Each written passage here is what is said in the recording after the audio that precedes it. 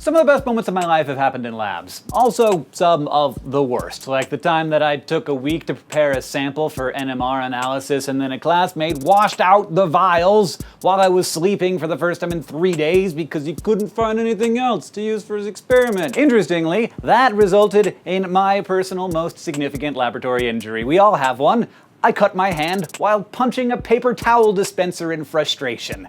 No one ever brought it up again. Today, we're going to talk about how to avoid injury in the lab and some good techniques for using laboratory equipment correctly. First 2 lessons already learned: never wash out a vial you aren't familiar with, and don't punch paper towel dispensers.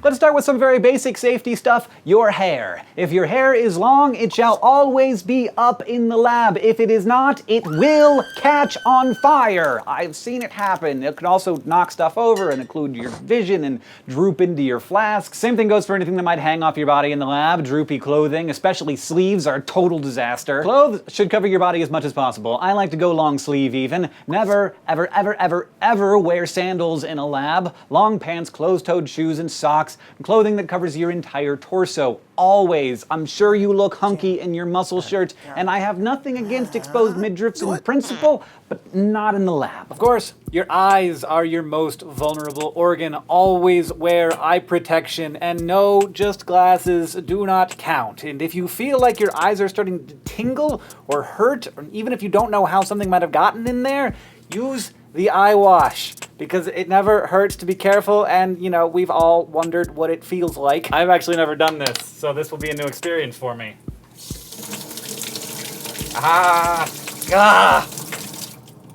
It does not feel particularly pleasant.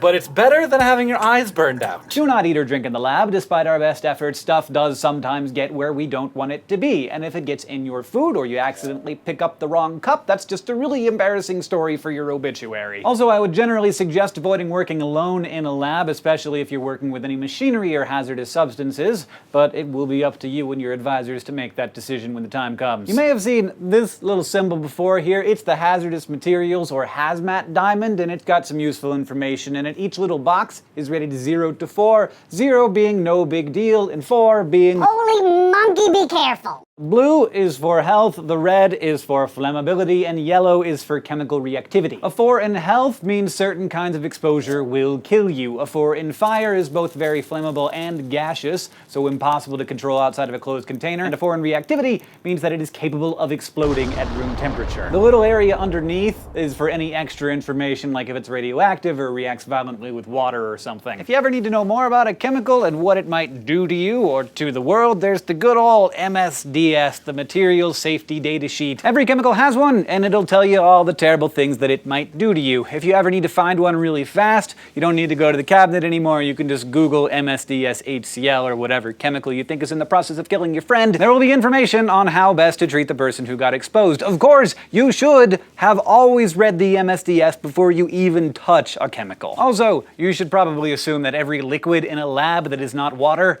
is flammable. This baby here is a fume hood. It sucks all the air in there out so you don't have to breathe whatever's going on in there. It's also why it's impossible to keep chemistry labs at the proper temperature, because the AC units and heating units are constantly pumping in controlled air, and these are constantly sucking it out. So if you're doing some chemistry that might contain some noxious fumes, that goes on in here. And if you want it to work properly, first you gotta turn it on. That's the vent, that's the blower. Now it is sucking air. Second thing you wanna do is make sure the sash is at the right level. This has a little thing that tells you where the sash is supposed to go. If you go above that, on this model, it'll buzz at you. If the sash is higher than that, it's not gonna properly vent all the stuff to the outside, and some of it might get into your face, and that would be bad. As a side note here, if something happens to you in the lab and if you don't know whether it was serious or minor, you're not sure, just tell your instructor. I once inhaled a bit of nitric oxide, which, though initially extremely unpleasant, seems to subside after a while, but it can have longer term effects. Headache, nausea, disorientation, dizziness, pulmonary edema, death. So I'm glad I fessed up so that I could get taken care of. Speaking of, if you want to know what something smells like, do not stick your face in it. Waft it toward your face. Also, never test something by tasting it, obviously, and never pipette by mouth. I hear people say that and like, who would? But then I just found out that Heiko, the chemistry consultant for Crash Course, has twice gotten HCl in his mouth from pipetting by mouth, which I will never forgive you for. That is what these things are for. You put that on the end there, and then you go and you draw the liquid up with this thing. That's what that's for. Also, these days, most pipetting is done by these guys, which are way cooler anyway. Pipetting is one way to move a substance from one container to another, and it's a pretty good one. But if you want to pour, you can pour, but let me just give you a tip. Commit. We tend to get all nervous when pouring stuff in the chemistry lab and go all slow with it, but that's terrible. You won't overcome the surface tension and it'll dribble down the side of the container, so just commit. At the beginning and at the end, destroy that surface tension. Okay, back to safety. The most common lab injuries are cuts and punctures, and the most common source of those is cleaning up broken glass, which you should not do with your hands, but with a broom and a dustpan, and then deposit the results into a bin specifically for sharp stuff. But the worst thing, and it has happened so many times and it is so terrible, is forcing a glass rod or a thermometer or a piece of tubing through a stopper, and then it breaks, and then right into and through your hand, and you're in the hospital and you're in pain for the rest of your life probably. So when you're doing this, and it is sometimes necessary, you can use a bit of water or a lubricant or some kind of Vaseline to make it easier to go through, and then you hold it close and make sure your hand is not on the other side. So very close and make it go through like that.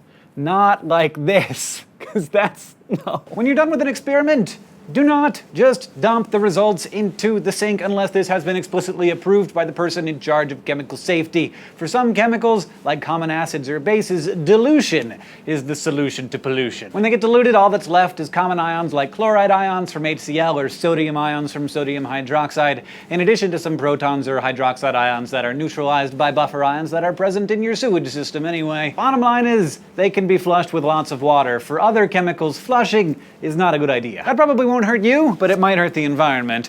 Do put the products into an appropriate waste container, but not just any waste container. Different solvents and reagents have to be disposed of differently, and if you dump some stuff into the wrong container, it could totally end up reacting with the other things that have been dumped in there. Not good. Rule of thumb, always know the right way to dispose of something before you even start to use it. This is an apron. It protects you and your clothes just a bit extra in case you're working with something hazardous like concentrated acids. Aprons are nice because they're easy to get off if you spill something on them. Well, if you're wearing pants, you might hesitate a bit too long before you ditch them. Which reminds me, if you spill more than just a bit of anything super bad on your pants, modesty goes out the window. Just take them off. Also, while you're taking them off, you might want to run over to this guy here. His job is to dump a gigantic amount of water on you really fast. Now, usually, you don't get to see these things in action unless there's an actual emergency, but to thank you for sticking with us through this somewhat disjointed lecture on safety in the lab,